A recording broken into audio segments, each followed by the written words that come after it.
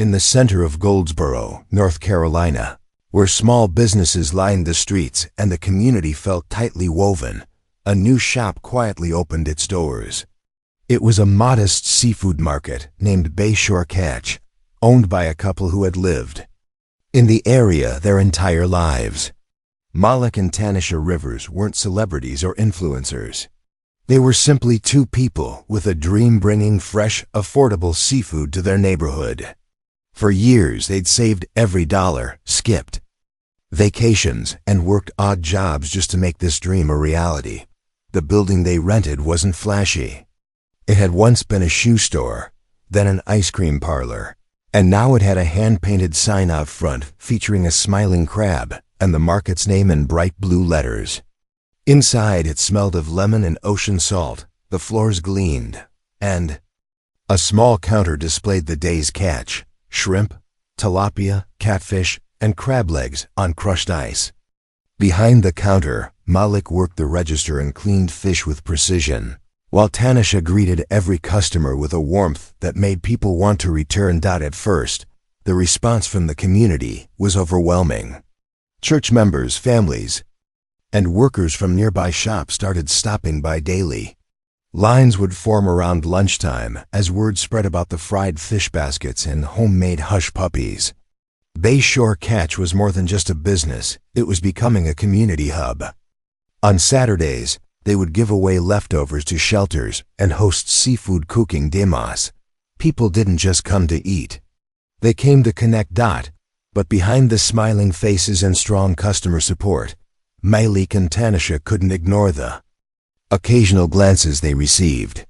Some from longtime residents who weren't used to seeing a black-owned business in that part of town.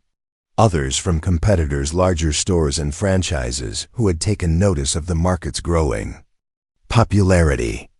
One store owner even stopped by under the pretense of congratulating them, but asked too many odd questions about their supplier prices and how much traffic they were getting. Malik, who had seen enough over the years to recognize subtle hostility, brushed it off at first. He told himself that success always attracted envy. But Tanisha couldn't shake the feeling that something was off. Flyers advertising the market were removed from bulletin boards shortly after they were posted. A few one-star reviews popped up online, each with vague accusations and no names attached. Still, they focused on what they could control: keeping the shop clean, the prices fair, and the customers happy. They had no idea that beneath the surface of their newfound success, a quiet resistance was forming. There were whispers in certain circles, rumors that Bayshore Catch was undercutting prices unfairly, that it wasn't properly licensed, even that it was funded by outside money. None of these things were true, but in a small town, truth didn't always travel as fast as gossip. Still, Malik and Tanisha didn't let the rumors shake them. They kept showing up at 6 a.m., cleaning fish and prepping meals, determined to push through whatever resistance they faced. Business was still strong, and the couple had just hired their first part-time employee, a high school senior saving up for college. It felt like everything was slowly coming together. But early one morning, just 2 months after opening, Malik arrived to a strange sight. The back window had been shattered. He walked inside, glass crunching under his boots. Nothing had been taken. The register still had cash inside. The seafood was untouched. But on the counter, laid out like a message, was a dead fish, its eyes glassy, its body beginning to rot. Malik stared at it for a long time before picking up the phone and calling the police. What felt like a random act of vandalism was just the first crack in the surface. Something more serious was about to begin, and Malik and Tanisha were walking straight into it, completely unaware of the storm that would soon follow. The police arrived at the scene within 30 minutes. They took photos, asked Malik a few questions, and swept up the glass. One of the officers shrugged, saying it was probably just kids messing around. There were no fingerprints, no signs of forced entry beyond the broken window, and no surveillance cameras in the alley behind the store. Malik and Tanisha didn't push. They assumed it was a one-time thing, something unfortunate, but not worth panicking over. That night, they replaced the window and cleaned the counter thoroughly. The next morning, they opened the shop like nothing had happened, but things didn't go back to normal. A week later, they arrived to find the front sign vandalized with red spray paint. 3 large letters covered the words Bayshore Catch, and a racial slur was scrawled on the wall beside the entrance. Tanisha stood frozen on the sidewalk, tears welling in her eyes as Malik quickly covered the words with brown paper and called the authorities again. This time, the police seemed more uncomfortable than helpful. They took another report but offered no answers. No suspects. No arrests. News of the incident spread quickly through the neighborhood. Some loyal customers came by to show support, bringing flowers and warm words. Others stayed away. Fear was starting to settle in. People didn't want to be caught in the middle of something ugly. Tanisha posted a message on the store's social media page, thanking the community for their support and vowing to stay strong.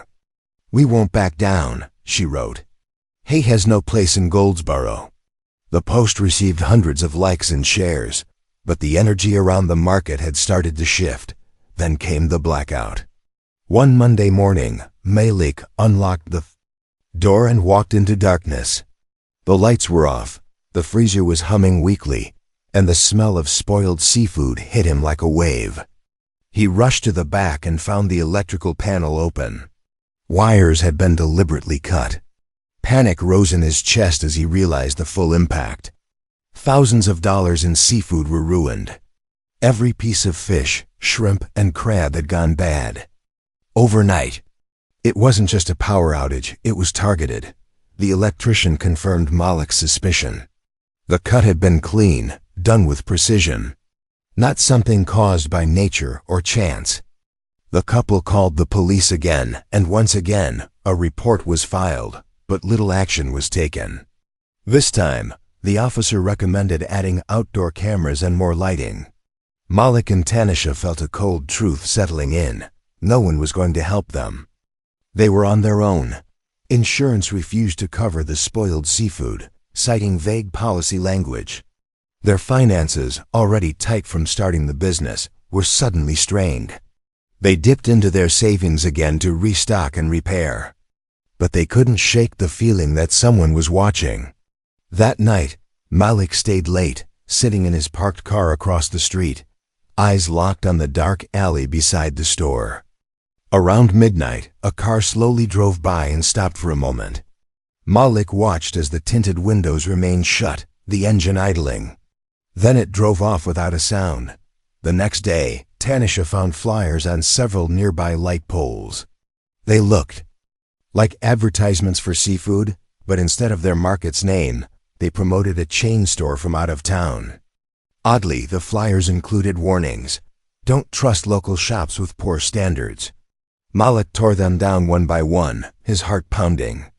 The message was clear, someone was trying to drive them out. The tension kept building. The fear became constant.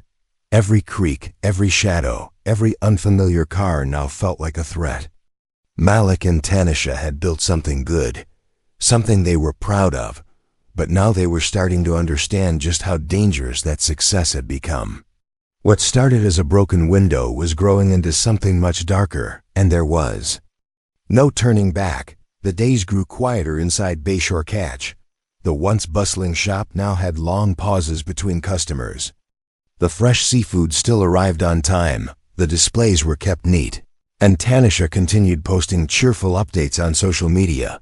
But behind the smiles, the atmosphere had shifted.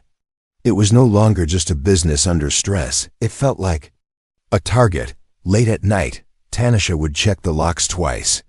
Malik would take out the trash with a flashlight in one hand, constantly glancing over his shoulder.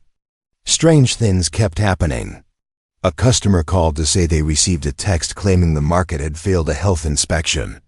Another woman came in asking if they were closing down for legal reasons.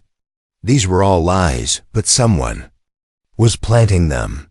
It wasn't loud or obvious, it was slow, quiet, and calculated. like a poison spreading through the reputation they had worked so hard to build. One night, Malik stepped outside to find a fire smoldering in the dumpster behind the store. The flames hadn't spread far, but the smoke curled into the sky like a signal. He quickly put it out with a hose and called the fire department. They found traces of lighter fluid and charred newspapers stuffed at the base. It was arson, plain and simple, but again, there were no suspects, no fingerprints, and no useful camera footage. Tanisha tried to rally community support again, this time organizing a small seafood giveaway for families in need. Only a few people came. The rest stayed away, uncertain and cautious. A man from a local radio station had promised to promote the event, but pulled out at the last minute. "Too much noise around your business," he explained in a message. "We don't want to get involved." That sentence echoed in Tanisha's mind for days. Things continued to escalate. The Yelp page for Bayshore Catch was suddenly flooded with negative reviews. Some accused the owners of rude behavior, while others claimed the seafood made them sick. None of these users had real profiles. Malik contacted Yelp, but they only responded with an automated message about content guidelines. Still refusing to give up, the couple hired a security company to install outdoor cameras. They hoped it would at least deter whoever was behind the attacks.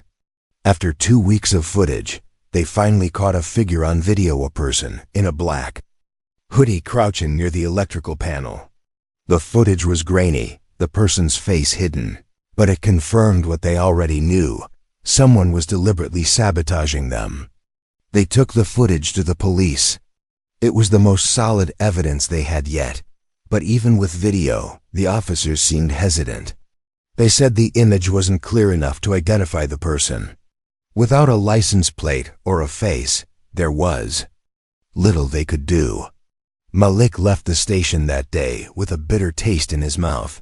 Things worsened after that. Someone left a dead raccoon at the back door, wrapped in plastic. Another day, Tanisha arrived to find the parking lot littered with broken glass. Each time, they cleaned up, restocked, and reopened, but the attacks were wearing them down. Part-time employee quit, saying his parents didn't want him working at a dangerous location. Orders from their seafood supplier were delayed without explanation. And then came a letter from the city, an unexpected notice of inspection. The letter mentioned anonymous complaints about building safety. Malik stared at the paper for a long time before folding it into his pocket. He and Tanisha sat in silence that night, both knowing that what they were fighting wasn't just one person. It was a system of silent pressure, small acts of sabotage, and a growing fear that no one was willing to stand against. The shadows outside Bayshore Catch were getting darker, and the walls were beginning to close in. The morning the inspector arrived, Tanisha was already exhausted. She had barely slept, haunted by the thought that everything they built was slipping away. The inspector wore a crisp uniform and carried a clipboard, walking through the front door with an air of authority.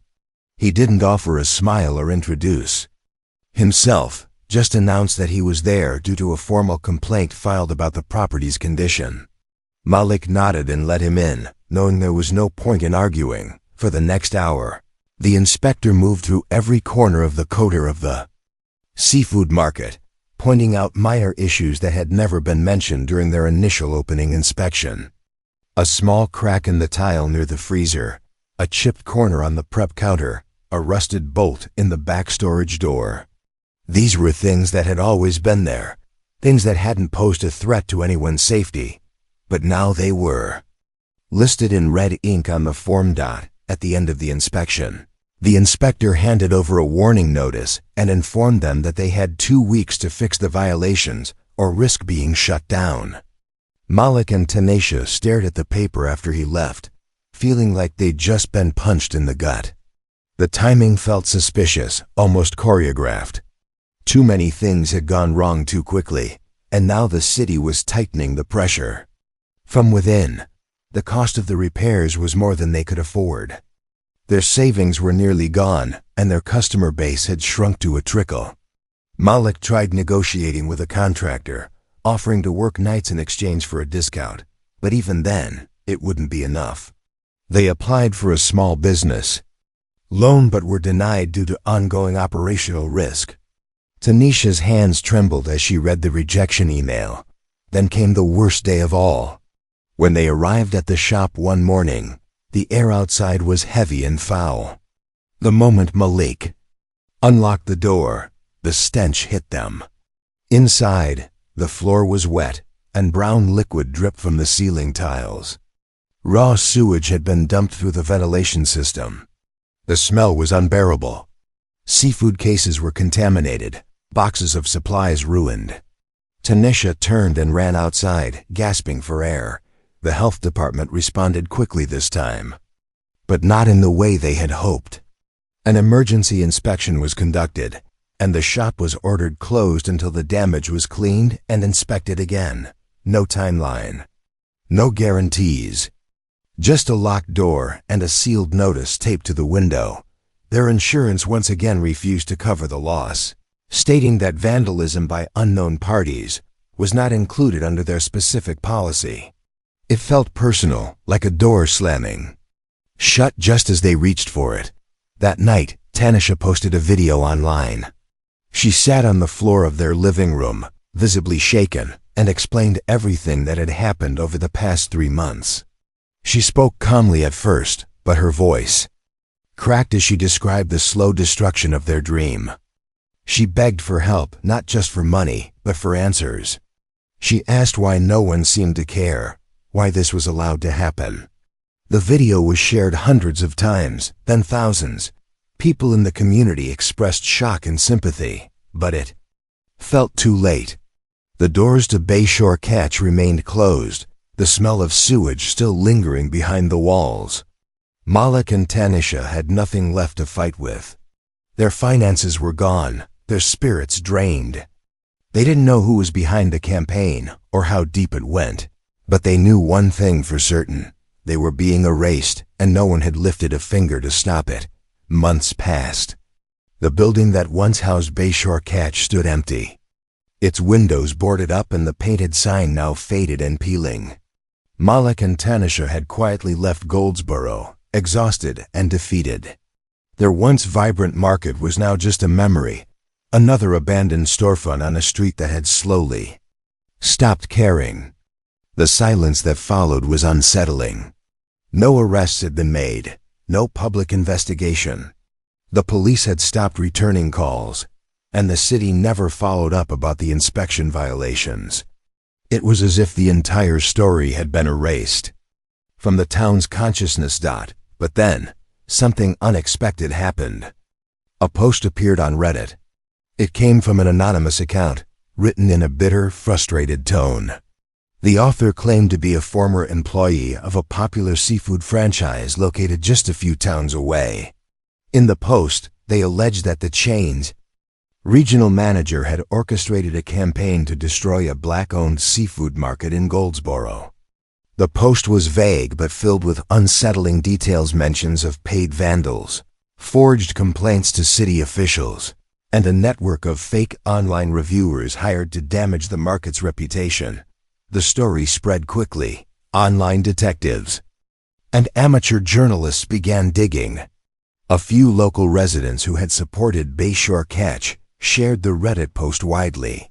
Someone found public records linking a city building inspector to the seafood franchise's owner. Both had worked together on a zoning project years earlier.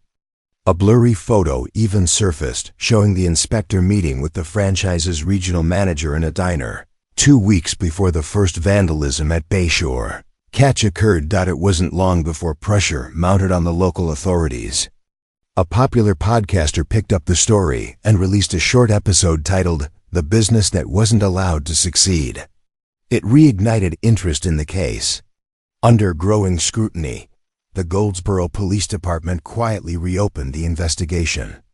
This time, new evidence began to surface: previously overlooked security footage from a business next door, which showed a man in a distinctive hoodie repeatedly walking past Bayshore Catch in the nights before each major incident. The hoodie matched one worn by a former employee of the seafood franchise. Eventually, an arrest was made. The man in the hoodie confessed to cutting power lines and starting the dumpster fire, saying he had been paid cash to make it hard for the place to stay open. He named the regional manager of the seafood chain as the one who had given the orders. That manager, when confronted, denied everything at first.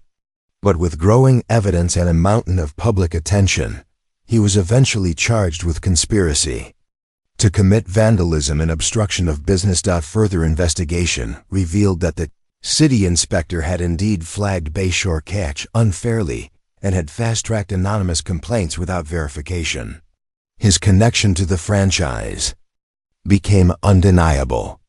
He, too, was brought in for questioning, and while no criminal charges were filed against him due to legal loopholes, he was removed from his position and publicly reprimanded. But despite the arrests and the media attention, the damage was already done. Malik and Tanisha did not return to Goldsboro. They had started over in another state, running a small food truck near the coast. Occasionally, they received messages from people who had followed their story, messages of support, apologies, and outrage. Bayshore Catch never reopened. The empty storefront became a quiet reminder of what had been lost.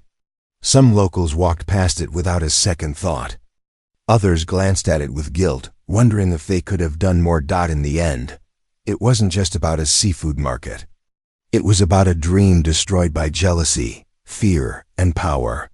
And how, in a place that claimed to support small business, a silent war was waged until success was suffocated. The truth finally came out, but justice arrived too late.